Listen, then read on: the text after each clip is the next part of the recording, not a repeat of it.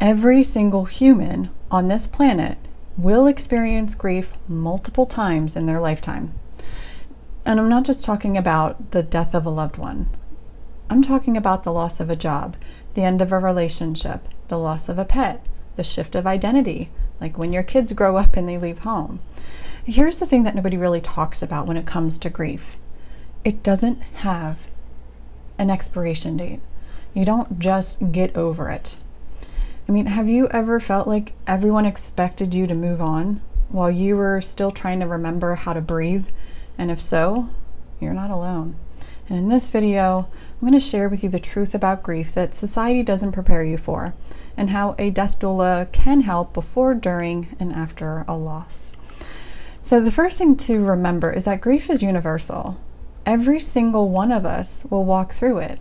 And yet it's the least acknowledged and least supported human experiences. I mean, people do show up with casseroles in the first week, they send flowers, they come to the funeral, and then life goes on back to normal for them. But you are left that your life is changed forever. And maybe you heard the whispers, why aren't you over this yet?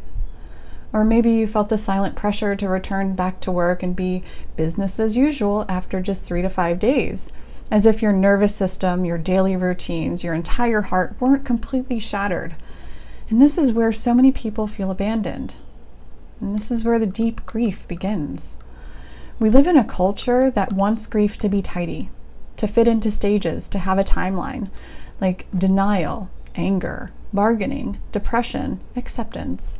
We're told that these stages are linear, that one day if we just keep moving, we'll reach the magical line of acceptance.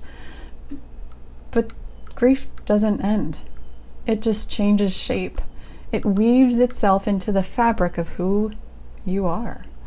You don't get over it, you grow around it.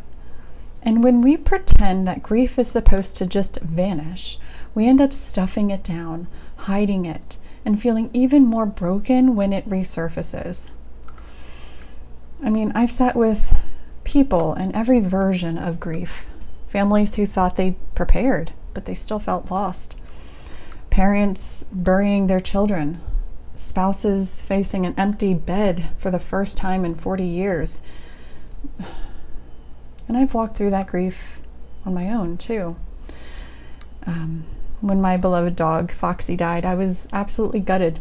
She wasn't just a pet for me. She was woven into the very rhythms of my everyday life. We had walks, we had feeding times, snuggles, playtime, knowing that I couldn't be away from home for too long. You know, her absence wasn't just emotional for me. It was like practical. Every routine, every corner of my house, it reminds me that she's not there anymore. And in a way, I've experienced grief without the death of a loved one. I mean, when my kids left home, it was just another form of grief that no one really prepared me for. I mean, I read all the articles, I watched all the videos, but I'd walk past their empty bedrooms and still feel this emptiness. I'd cook too much food because I was so used to cooking for 3 people, and now it's just me. The silence was deafening, and I'm still a mom, but in a new way that I didn't recognize. These are the kinds of losses that don't end after a week, or a month, or a year, and sometimes even years later. I'll feel a wave of grief catch me off guard. There's a memory, a routine, a sound, a smell, and there it is again, reminding me that grief isn't something that we finish. And that's the one thing that nobody tells you. Like, grief lasts a lifetime. Not in the way that keeps you from living, but in the way that it becomes a part of your living. So if grief lasts a lifetime, how do we carry it? Well, here's some things that I've learned in my work as a death doula. 1, we need permission to grieve without a timeline. 2, we need people who won't rush us or try to fix us. And 3, we need rituals, legacy work, and ongoing support that allows us to hold grief in sacred ways.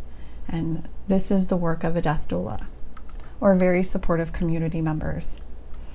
So before death, death doulas can help with families anticipate grief, create rituals, write letters, preserve memories. During death, we help with holding vigil, witnessing the love, and creating the space to be felt in real time.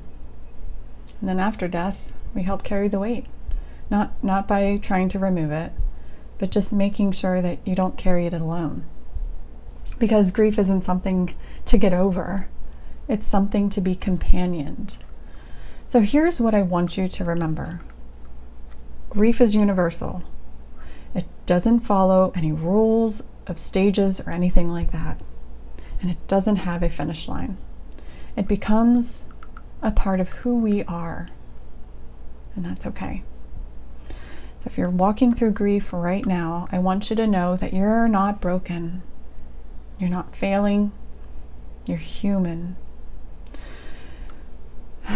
Take a nice deep breath with me. And if this conversation has stirred something inside of you, I'd love to hear your story in the comments. You can watch any of the next videos, or you can grab my free conscious death checklist in the description. It'll walk you through most of the things that families forget until it's too late. And if you felt the call to sit with grief and to walk others home, you can check out my program, Becoming a Death Doula. It's exactly the thing that I wish I had when I started, because we're all going to die someday. But maybe first, you're meant to companion someone else through their grief. So that's all for this video. Be good until the next one. Sending you lots of love. Bye.